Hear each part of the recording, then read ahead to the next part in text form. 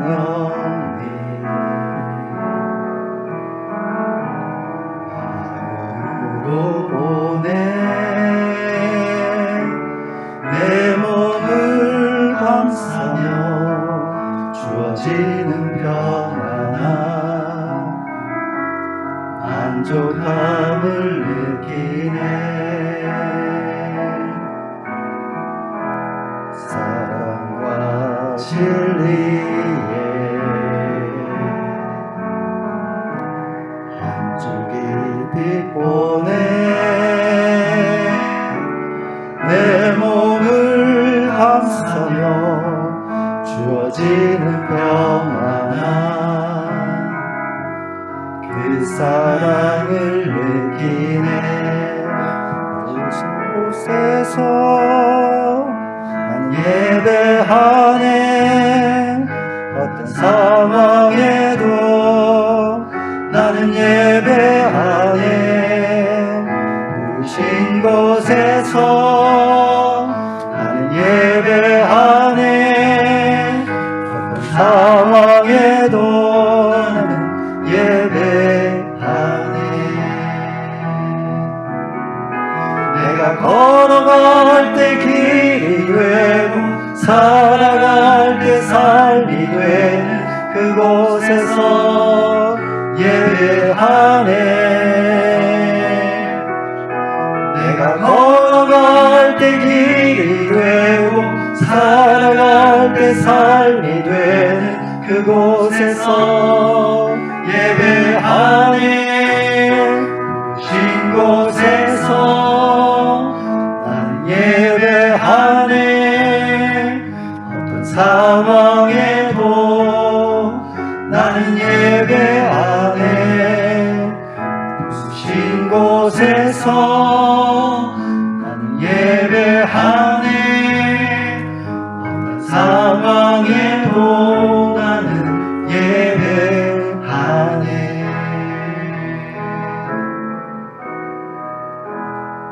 사도신경으로 신앙 고백드립니다.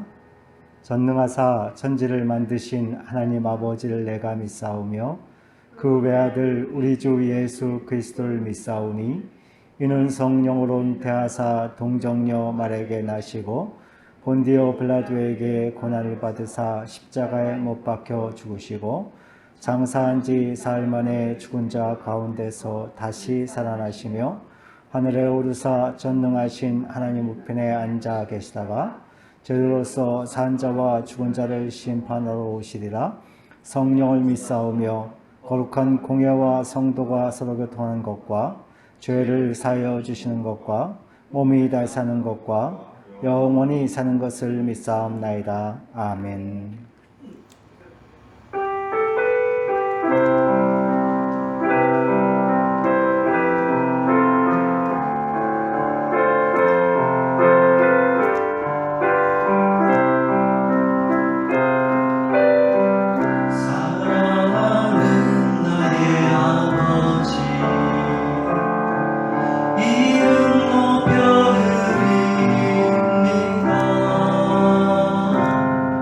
주의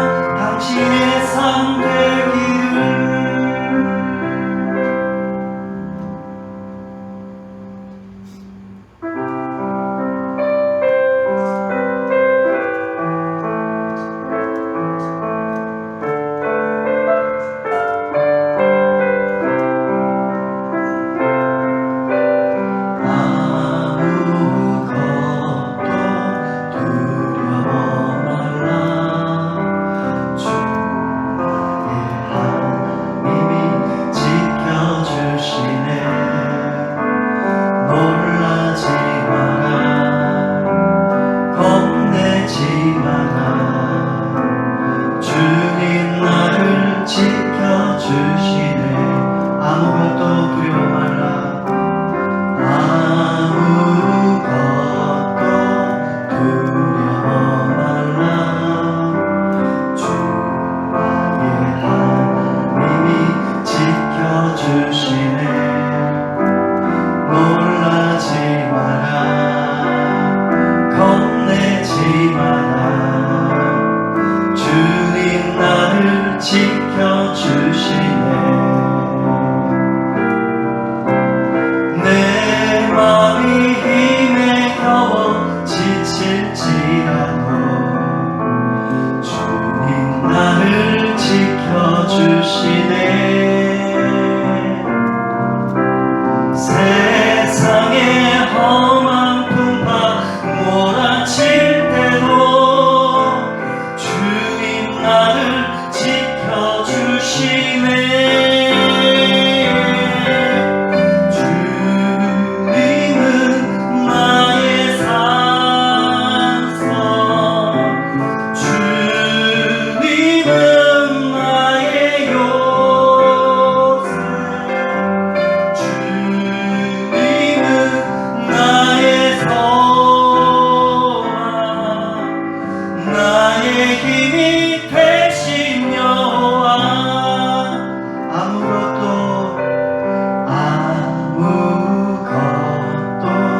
두려워 말라.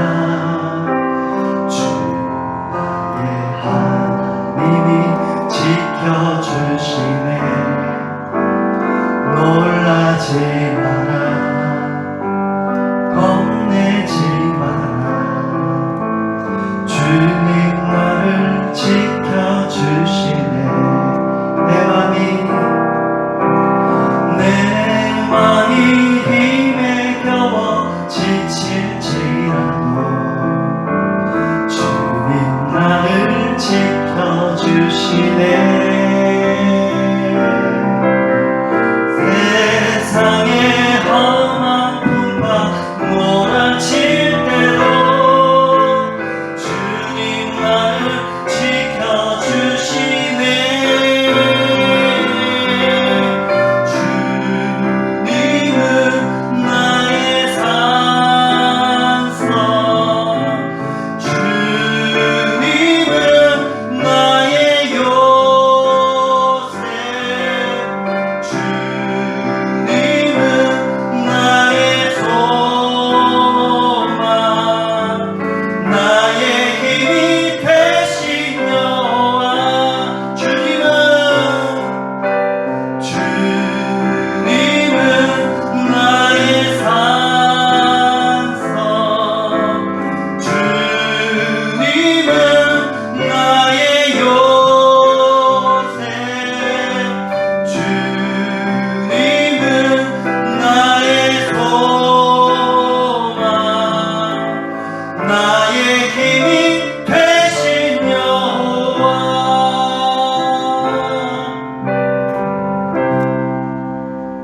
기도하겠습니다.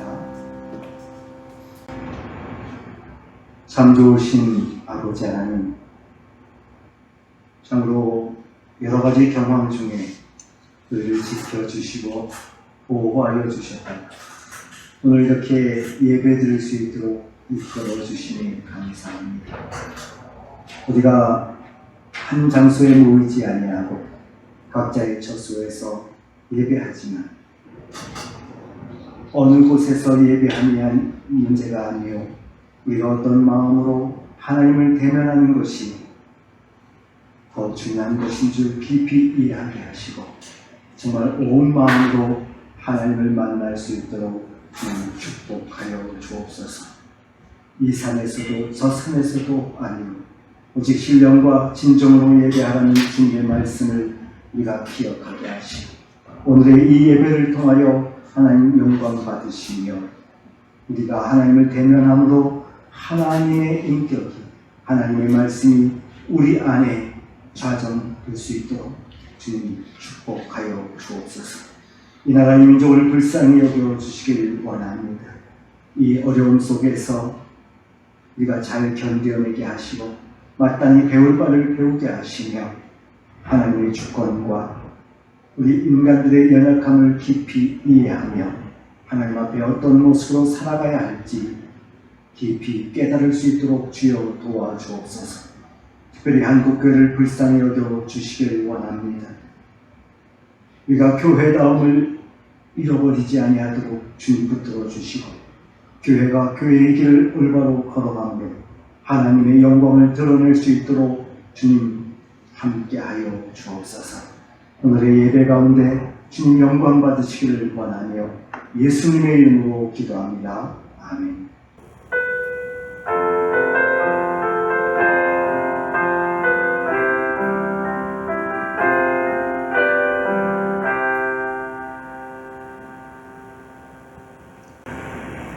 교회 소식 전해드리겠습니다. 사회적 거리두기 2.5 단계가 연장됨에 따라서 다음 주까지는 각지의 처소에서 영상을 통해서 예배를 드려야 할 것 같습니다. 잘 준비해 주시고 예배에 임해 주시기 바랍니다. 그리고 오늘 저녁에 우리 줌을 통해서 잠깐 만나서 말씀을 간단하게 나누고 교제하는 시간을 가지도록 하겠습니다. 잘 준비해 주시고요. 제가 단체 카톡에 들어올 수 있는 경로를 안내를 하겠습니다. 6시 50분 정도부터 들어오실 수 있도록 할 테니까 핸드폰을 가지고 하시더라도 들고 하지 마시고 조용한 장소에서 자리를 잡아서 잘 해주시면 감사하겠습니다. 처음이라 좀 어색할 수도 있고 부족할 수도 있지만 잠시 또 해보면서 좀 더 원활하게 진행될 수 있도록 여러 가지 기술적인 문제들 또 우리 익숙함의 문제들을 극복해 가보도록 그렇게 하겠습니다. 하나님 말씀 보겠습니다. 하나님 말씀 베드로전서 2장 1절부터 5절까지 말씀입니다. 다 같이 한 목소리로 읽겠습니다. 읽습니다. 그러므로 모든 악독과 모든 기만과 외식과 시기와 모든 비방하는 말을 버리고 갓난 아기들 같이 순전하고 신령한 젖을 사모하라. 이는 그로 말미암아 너희로 구원에 이르도록 자라게 하려 함이라. 너희가 주의 인자하심을 맛보았으면 그리하라. 사람에게는 버림바가 되었으나 하나님께는 택하심을 입은 보배로운 산돌이신 예수께 나아가 너희도 산돌같이 신령한 집으로 세워지고 예수 그리스도로 말미암아 하나님이 기쁘시게 받으실 신령한 제사를 드릴 거룩한 제사장이 될지니라. 아멘. 얼마 전에 저희 집이 대대적으로 집에 있던 화분을 정리했습니다. 분갈이를 하기도 하고 영양제를 좀 주기도 하고 또 볕이 잘 드는 곳으로 화분을 옮겨놓기도 하는 그런 일들을 한 거죠. 그렇게 하고 보니까 어떤 나무에서는 새로운 잎이 돋기도 하고 또 꽃이 피기도 했습니다. 그 모습을 보면서 제가 깨달았습니다. 이 나무가 살아있었구나. 식물에 대해서 전혀 문외한인 저도 그 식물이 자라는 모습을 보면서 살아있음을 알게 된 것입니다.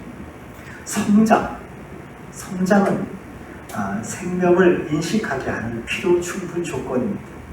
살아있는 것은 성장과 변화를 통해서 자신의 생명 있음을 증명하기 마련인 거죠. 우리가 예수 그리스도로 말미암아 새 생명을 가진 사람이라면 산소망을 가진 사람이라면 마땅히 우리가 성숙해야 할 것입니다. 사도 베드로는 우리에게 자라가라, 성숙하라고 명령하고 있습니다. 사실 베드로만큼 자주 넘어지고 자주 실패하고 또 그 영적인 침체에 자주 빠졌던 사람이 별로 없는 것 같습니다. 그러다 보니 베드로만큼 이 성숙에 대하여 갈급한 마음을 가진 사람도 별로 없을 것입니다.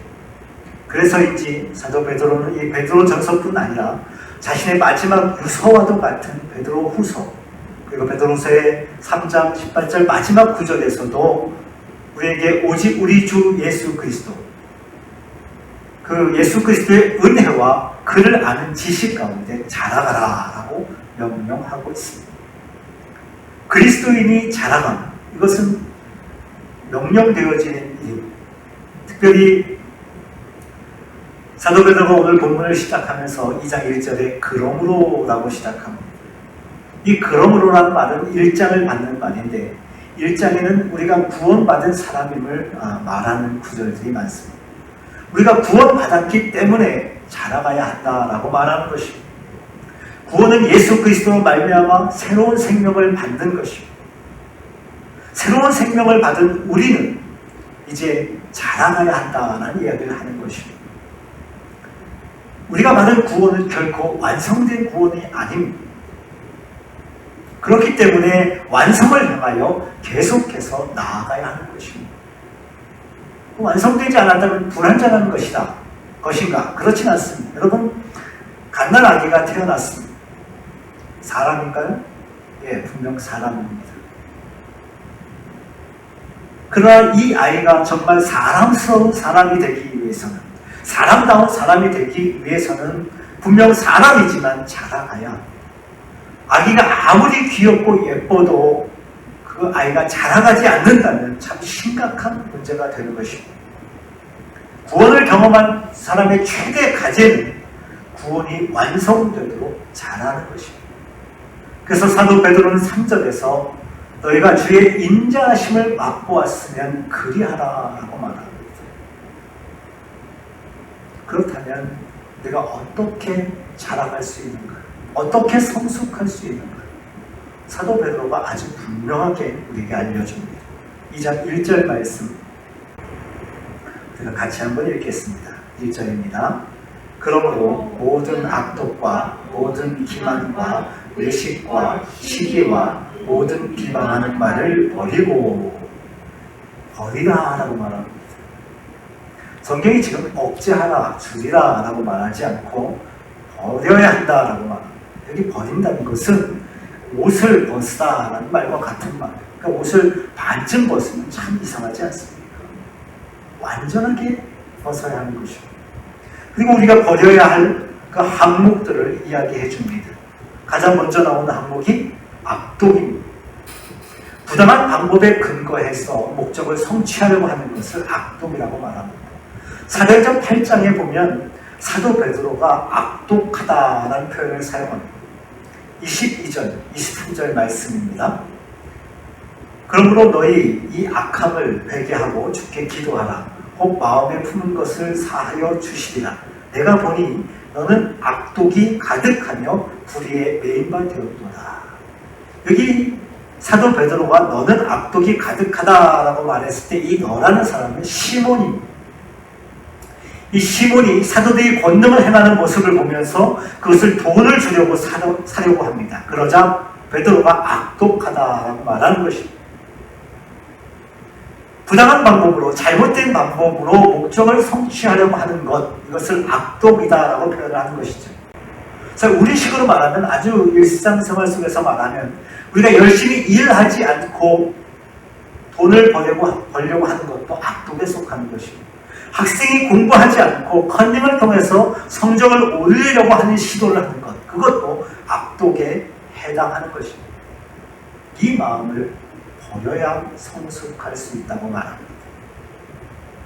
다음은 기만입니다. 거짓, 속임수를 말하는데 이것도 역시 목적을 달성하기 위하여 다르게 말하는 것입니다. 여러분, 사실을 사실대로 말하는 것이 참 중요합니다. 하나님은 성실하신 분이다 라고 말하는데 이 성실이라는 것이 사실대로 말한다라는 의미가 있습니다. 어떤 분이 그러시더라고요. 성실하지 않으면 실성하는 것이다. 이 사실대로 말하지 않는 것. 물론 좀 부족하게 알아서, 잘못 알아서 틀리게 말할 수 있어요. 그것은 기만은 아닙니다. 그러나 의도성을 가지고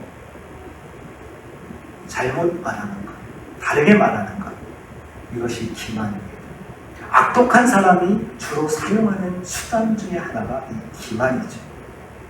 요즘 가짜뉴스가 굉장히 많은 것 같습니다. 잘 몰라서 그러는 것 같지만 어떤 경우는 이것이 몰라서 그러는 것일까, 의도적인 것일까 참 깊게 생각하는 경우가 참 많습니다. 기만하는 것이죠. 그런 기만들이 버려져야 성숙할 수 있다라고 말합니다. 분명한 의도성을 가지고 가짜를 말하는 것, 이것이 기만입니다. 뿐만 아니라 성경은 외식을 버리라라고 말하죠. 외식, 겉과 속이 다른 것이죠. 속은 그렇지 않은데 겉은 다르게 포장하는 것입니다. 행동과 말 모두에서 외식이 나올 수 있습니다. 예수님께서 사두개인과 바리새인들을 향해서 외식하는 자이다라고 말씀하시면서 너희들은 회칠한 무덤 같다라고 말씀하시죠. 무덤 속에 시체가 있는데, 썩어가는 시체가 있는데 그 위에 회를 칠해놔서 깨끗해 보인다는 것입니다. 이들이 거룩한 옷을 입고 있었어요. 그리고 율법을 말하고 하나님을 말합니다. 성결을 말합니다. 그러나 하나님 나라에 대해서 전혀 관심이 없고 그 속에 세속의 욕망들로 가득 찬 모습을 보고 예수님께서 외식하는 자라고 말씀하십니다. 이 악독, 기만, 외식 이런 것들은 사실은 별개의 것으로 따로따로 나타나지 않습니다. 많은 경우 한 행동에서 함께 나타나는 그런 모습을 우리가 보게 됩니다. 물론 사람마다 견해가 다른 부분이고 그래서 좀 조심스러운 부분일 수도 있습니다만 제 마음이 그렇다는 것입니다. 조금 다르게 생각하는 분도 적극적인 차원에서도 그렇게 들어주시면 좋겠습니다. 이번 주간에 의사분들이 파업을 하는 모습을 보면서 제가 마음이 무척 상했습니다. 물론 그분들이야 제가 마음이 상한 것과 무관하겠지만 사실 파업이라고 하기는 좀 못하죠. 왜냐하면 노동자들이, 근로자들이 파업을 할 때는 자신의 그 일터를 떠나서 제기를 하면서 해고의 위험을 무릅쓰고 직을 내려놓는 마음으로 하는 거죠. 근데 지금 의사들의 그 파업 상태는 사직서를 내는 것 자체가 강력한 무기가 되고 있기 때문에 그래서 그분들의 고용이나 생계, 의사 면허 같은 것과는 전혀 상관이 없는 문제이기 때문에 이 파업이라고 하기는 참 쉽지 않다라는 생각이 들기도 합니다. 어쨌든 의사분들이 파업을 하시면서 정부에서 그 계획을 가지고 있는 의료정책, 4대 정책이라고 하던데 그 4대 악으로 규정하면서 파업을 합니다. 그 정부의 정책이 실행된다면 우리나라의 의료체계가 완전히 붕괴될 것이고 국민들에게 큰 타격을 줄 것이다 라고 주장하면서 이제 단체 행동을 하고 있습니다. 그런데 제가 뉴스를 좀 유심히 보다가 대한전공의협의회 그 비상대책위원회 대변인이 인터뷰하는 내용을 보고 제가 깜짝 놀랐습니다. 그분이 이렇게 얘기하시더라고요. 정부와 국민은 의사의 지시에 따라 의료 정책을 실행해야 한다. 의료 정책을 의사가 결정해야 한다라고 말합니다. 물론 의사분들이 전문가니까 많은 의견을 반영해야 할 것입니다. 그런데 이분들이 단체 행동을 하면서 주장하는 것들을 좀 보니까 주로 수가를 올리라, 병원을 더 만들어라 라는 것입니다. 자신들의 수입이 늘어나는 그 수가를 올리고 일할 장소가 많아지는 그 병원을 만드는 것이 그들이 제안하는 거의 유일한 정책이었습니다. 그것이 모든 문제를 해결할 수 있다라고 주장을 합니다. 사실 외람된 얘기지만 저는 그분들이 그냥 나는 공부 열심히 했고 다른 사람들보다 우수한 편이었고 그래서 돈도 더 많이 벌고 싶다. 그런데 정부의 정책이 되게 불리하게 적용될 것 같다라고 이야기한다면 저는 이해할 수 있을 것 같습니다. 그럴 수 있습니다.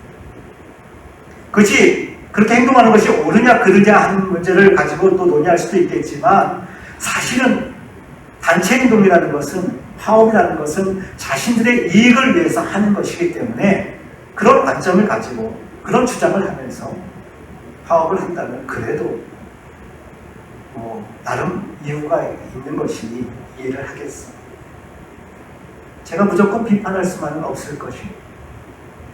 그런데 그분들이 국민의 이익과 건강을 위해 국민들이 의료 혜택을 제대로 받지 못하고 재정적인 어려움을 당할 것이 염려가 되어서 대신 파업을 해주는 것처럼 주장하는 것은 참 받아들이기 어렵습니다. 이건 좀 어떤 측면에서 악독이고 기만이고 외식이고 정직하지 않은 거예요.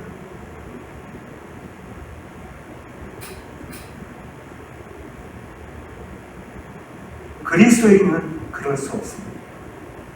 저는 그분들 안에 그리스도인이 많지 않기를 바랍니다.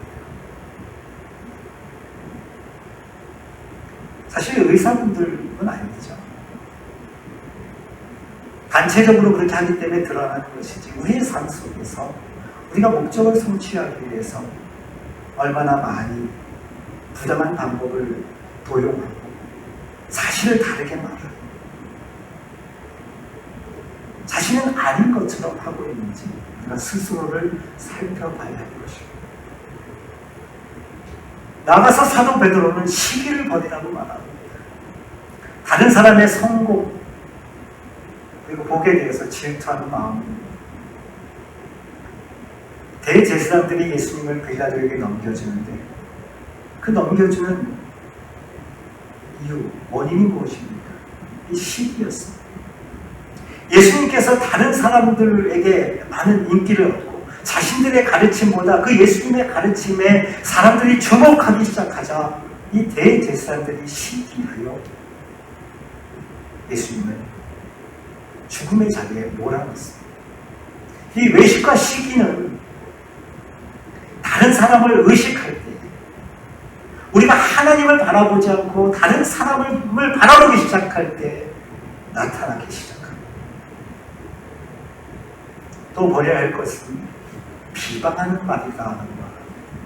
비방이 뭐라고 했죠? 뒤에서 수군거리는 것입니다. 앞에서 하는 말과 뒤에서 하는 말이 다른 것입니다.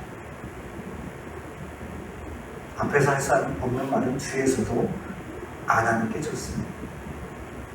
그렇다고 너무 힘든 말을, 상대방을 힘들게 하는 말을 앞에서 다 하라 그런 얘기는 아니죠. 여러분, 그리스도인은 말로 전도하고 말로 축복을 전해야 할 사람입니다. 그런데 우리의 말이 이웃을 허무는 말을 하기 시작할 때 더 이상 축복의 도구가 될 수 없습니다. 게다가 그 말을 뒤에서 다른 사람과 수군대기 시작한다면 참 어렵습니다. 이 악독, 기만, 외식, 시기, 비방, 여러분, 이것이 한 개인의 신앙 성숙을 막습니다. 그러나 더 나아가서는 이것이 공동체 안에서 다른 사람들과의 교제를 단절시키고 공동체를 무너뜨린다는 사실을 아십니까? 버려야 합니다. 완전하게 버려야 합니다. 그리고 우리가 이것을 버려가면서 취해야 할 것이 있습니다. 단순히 버리는 것으로 끝나는 것이 아니라 우리가 취해야 할 것. 옷을 벗는다면 옷을 입어야 하는 것입니다. 그리스도로 옷 입는 거죠. 여러분, 그리스도인이 그리스도로 옷 입는다는 것, 이것은 굉장히 중요한 것입니다. 여러분, 우리가 일반 사회에서도 유니폼을 입는 그룹들이 있습니다. 군인, 경찰, 아까 말씀드린 의사도 있죠. 판사도 있습니다.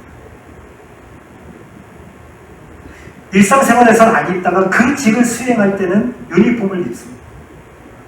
여러분, 이 유니폼을 입는다는 것, 이것이 얼마나 큰 특권이며 동시에 책임인지 아십니까?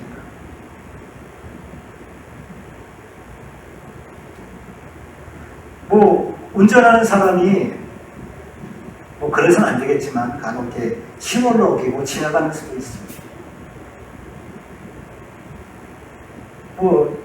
일반 사람들이 그렇게 하면 아이 왜 그랬어? 그러지 마. 다음부터 조심해.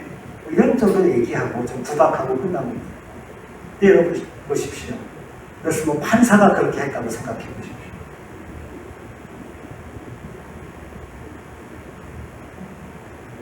사실 뭐 우리 운전하는 분들 많은 경우 주차 위반 낙지 많이 띄고요. 또 이렇게 벌금 내기도 합니다.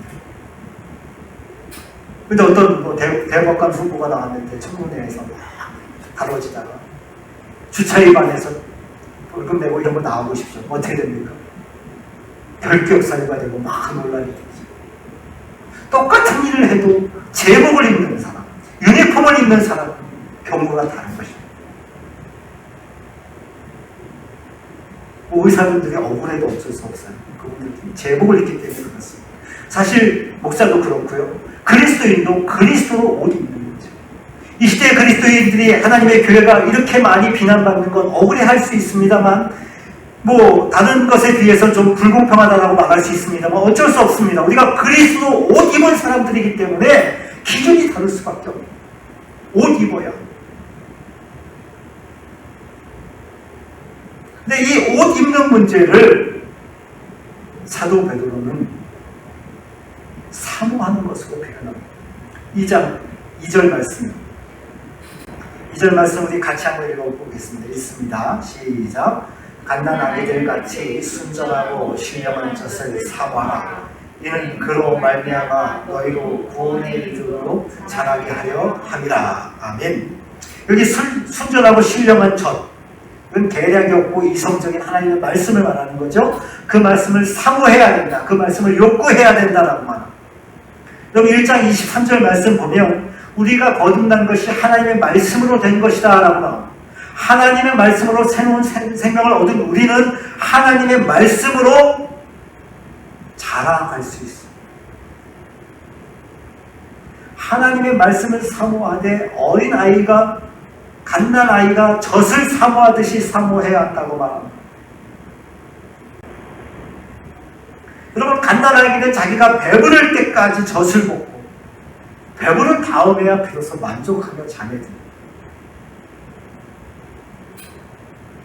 그와 같이 말씀을 사모해야 한다는 것입니다. 그 말씀을 사모하는 것이 구체적으로 어떻게 하는 것이냐?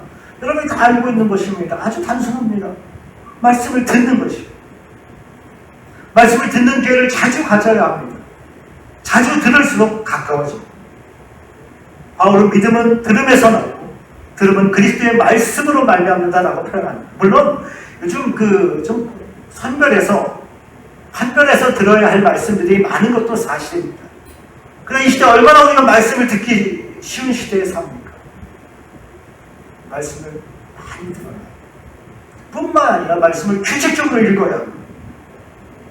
읽는 것 굉장히 중요한데요. 특별히 규칙적으로 읽는 것이 중요합니다. 가능하면 매일매일 읽는 것이 중요합니다.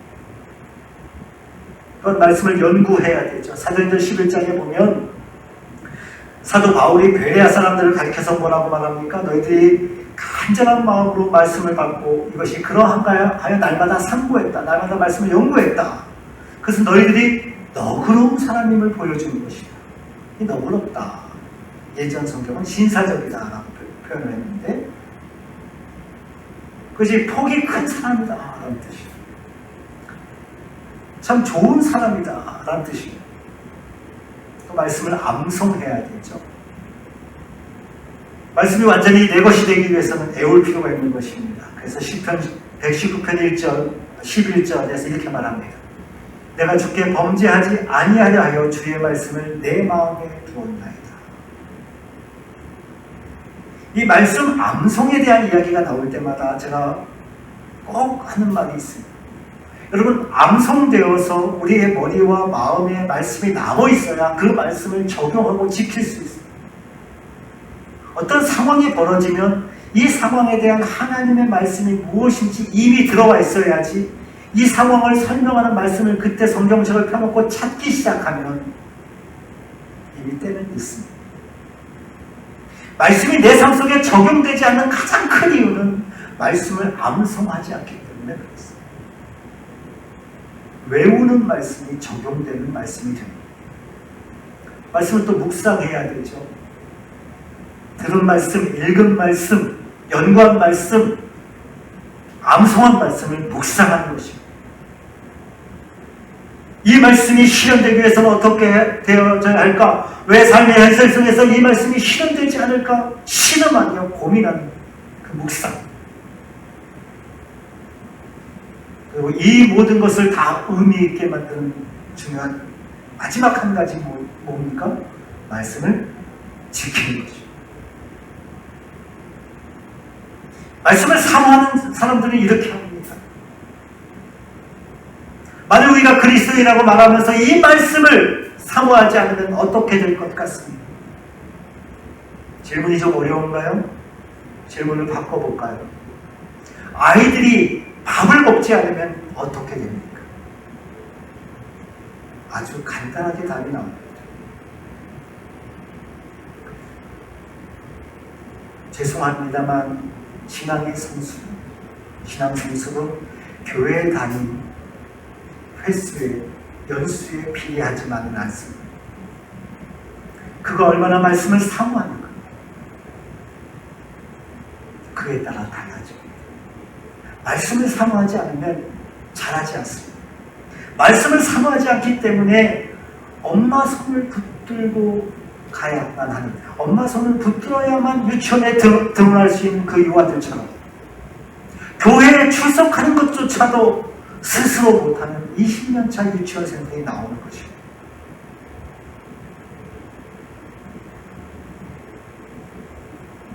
여러분, 말씀을 사모하고 먹어야 합니다. 그 말씀을 먹지 않는 이유가 뭡니까? 자녀들이 밥을 먹지 않는 이유가 뭘까요? 어떤 경우에 밥을 안 먹습니까? 가장 먼저 생각할 수 있는 것은 몸이 아플 때입니다. 병이 들었을 때 밥을 먹지 않습니다. 건강하지 않으면, 몸이 아프면 아무리 좋은 반찬이 오고 뭐가 와도 입이 거칠고 식욕이 저하됩니다.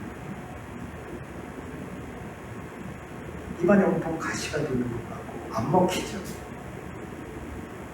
뿐만 아니라 밥 외에 다른 것들을 많이 먹으면, 군것질을 많이 하면 하루 종일 이것저것 몸에 안 좋은 것임에도 불구하고 자꾸 주워 먹으면 밥 생각이 없습니다. 또 하나 얘기한다면 이 아이들이 계속 움직이고 뛰어놀고 자기 아이들처럼 막 움직여야 되는데 아무 일도 안 하고 가만히 앉아 있어도 밥맛이 없습니다. 안 먹습니다. 여러분, 이건 우리의 영적인 성숙에도 그대로 적용됩니다. 병이 들어서 말씀을 사모하지 않습니다. 이것저것 쓸데없는 것을 많이 먹어서 그렇습니다. 건강에 좋지 않은 것들, 마땅히 성숙에 좋지 않은 많은 것들을 너무 많이 취해서, 그래서 우리의 몸에 악독과 기만과 외식과 시기와 비방으로 가득 채워지면 도무지 배가 고프지 않습니다. 또한 우리가 말씀을 사모하는 사람이 되려면 많이 움직여야 되죠. 봉사하고 섬기는 삶을 살아야 돼요. 그런데 그런 삶을 전혀 살지 않으면 별로 먹을 필요를 못 느낍니다. 역으로 얘기하면, 근데 이게 순환론적으로 말씀을 드리면, 말씀을 잘 먹지 않으면 이런 현상이 또 생기기도 해요. 말씀을 사모해야 돼요. 그래야 성숙할 수 있어요. 저와 여러분이 말씀을 사모하고 성숙하고 예수 그리스도 그분의 모습을 닮아가는 성도가 될 수 있기를 주님의 이름으로 소원합니다. 우리가 더 성숙하기 위해서 중요한 것이 있다면 우리가 예수님에게 나가는 것입니다. 그럼 4절 말씀 보십시오. 4절 말씀 같이 읽어볼까요? 있습니다. 시작. 사람에게는 버림받아 되었으나 하나님께는 택하심을 입은 보배로운 산돌이신 예수께 나아가. 예수님께 나아갔어요. 예수님을 삶의 모범으로 삼아서 그분을 바라봐야. 그런데 여러분이 예수님이 어떤 분이에요? 사람에게는 버려진, 그러나 하나님에게 택하심을 받아. 여러분, 이 사실을 잘 기억해야 합니다.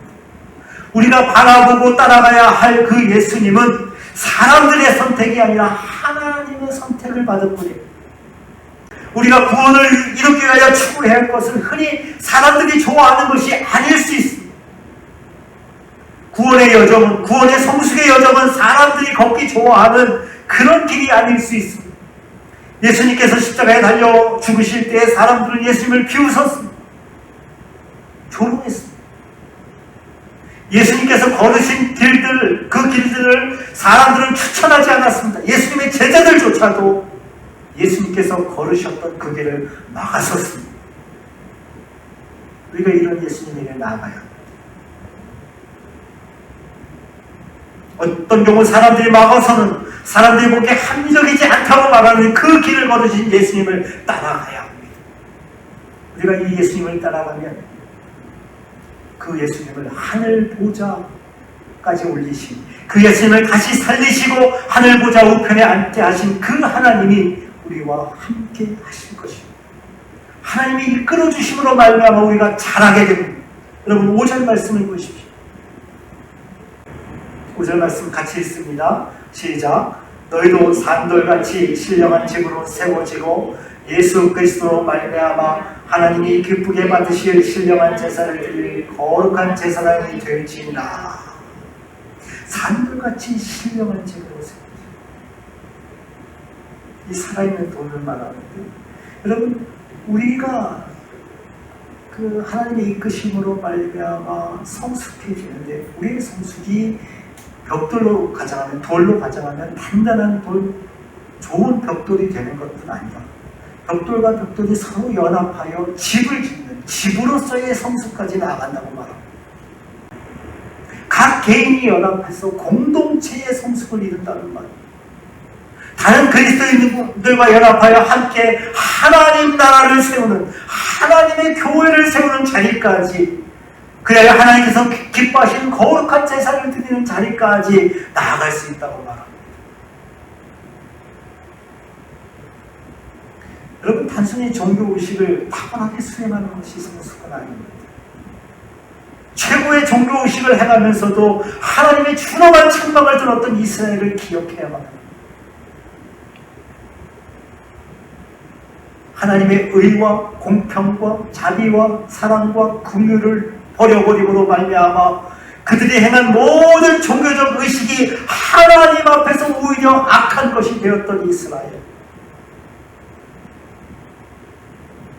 이사야 선지자가 뭐라고 얘기합니까?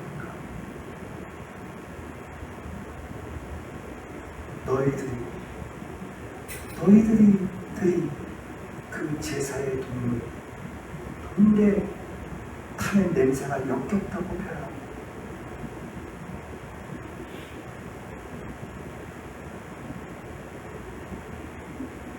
우리가 성숙하여 하나님의 교회로 지어져 가는 이것이 단순히 어떤 종교적 의식을 많이 행하는 것, 잘 행하는 것, 그것이 아니라 버려야 할 것을 버리고 말씀에 따라 그 말씀을 사모하고 그 말씀에 따라 살아가는 그 삶, 그것을 거룩한 제사라고 표현하고 거룩한 예배라고 표현하고 있습니다.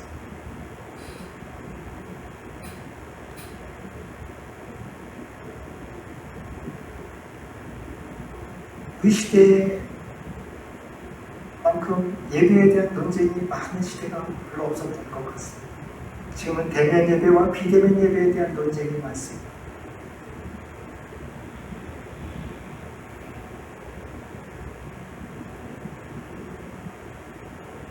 어느 것이 더 좋은 예배인가 모르겠습니다.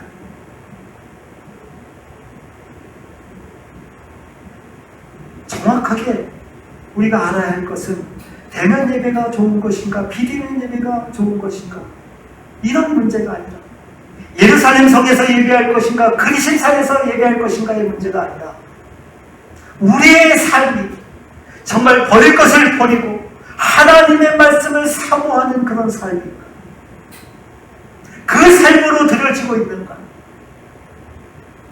이것에 우리의 초점을 맞춥니다. 그리스도인이 성숙해 가져가는 그 여정 자체가 하나님 앞에 드려지는 거룩한 제사일 수 있음을 우리가 알아야 합니다. 그래서 사도 바울이 너의 몸을 산 제물로 드리라고 말씀하지 않습니까? 성숙한 그리스도인은, 성숙한 교회는 하나님의 성품을 드러냅니다. 비열하고 불법적인 수단을 사용하거나 거짓으로 꾸미지 않습니다. 다른 사람을 시기하거나 비방하지 않습니다. 여러분, 하나님의 성품이 온전히 드러난다면, 하나님의 하나님 되심이 드러난 그곳에서는 어느 누구도 그 하나님을 대항할 수 없습니다. 하나님의 거룩하심이 드러난 그 현장에서는 사단조차도 무릎을 꿇게 되어 있습니다.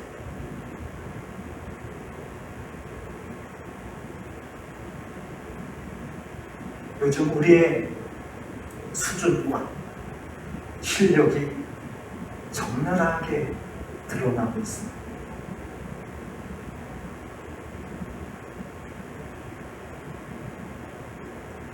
어쩌면 코로나19가 우리의 삶을 어렵게 하는 것도 있지만, 저와 여러분, 우리 그리스도인의 영적인 수준이 어느 정도인지 극명하게 드러나는 또 하나의 계기가 될 것 같습니다.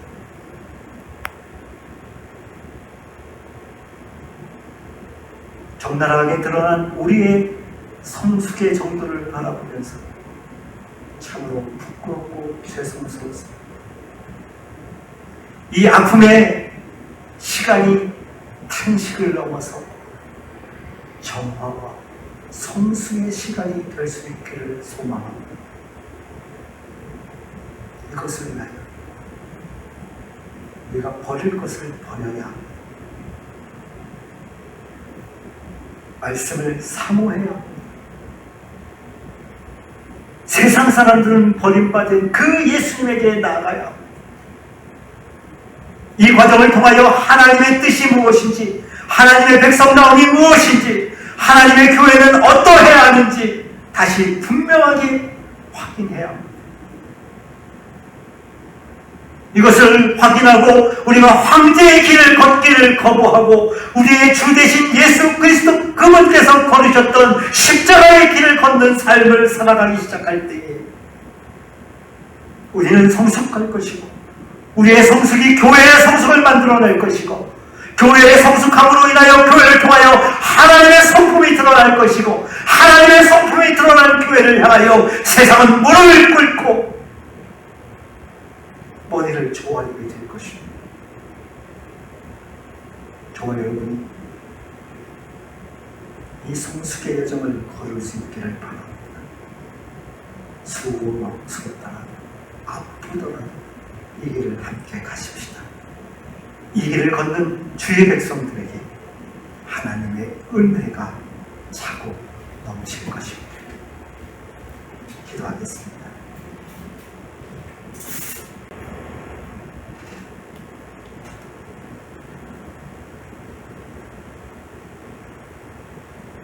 참 좋으신 아버지 하나님,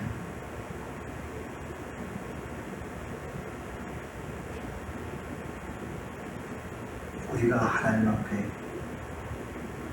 새로운 생명을 받은 사람, 마땅히 버려야 할 것들을 버리고 하나님의 말씀을 사모하고 그 예수님에게 나아가는 신앙 성숙의 여정을 밟아가는 하나님의 백성 되기를 원합니다. 우리의 수준,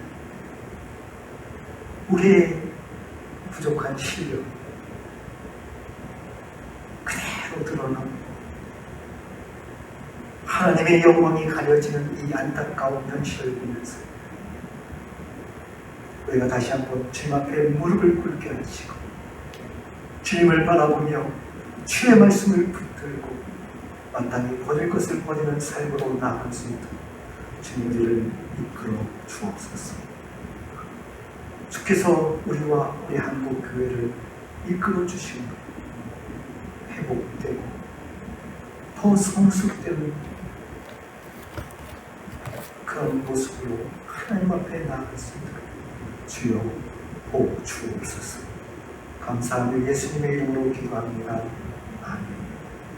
우리 항상 진실게 찬양을 드리면서 준비할 시간 드리겠습니다. 온라인으로 들어도 되고 개별적으로 잘 준비해 주셨다가 다음 모일 수 있을 때 함께 들으셔도 되겠습니다. 항상 진실게.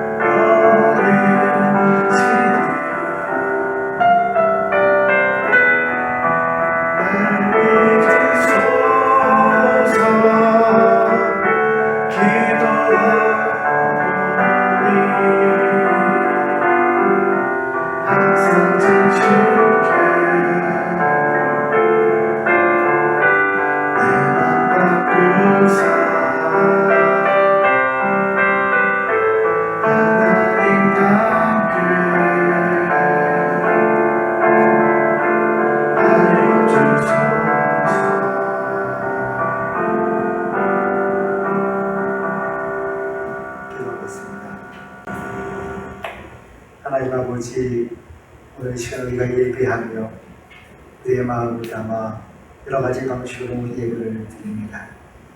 예물을 드림이 우리의 신앙 고백이 되게 하시고 우리의 고백이 하나님 앞에 신실한 고백 될 수 있도록 주님 이끌어 주옵소서.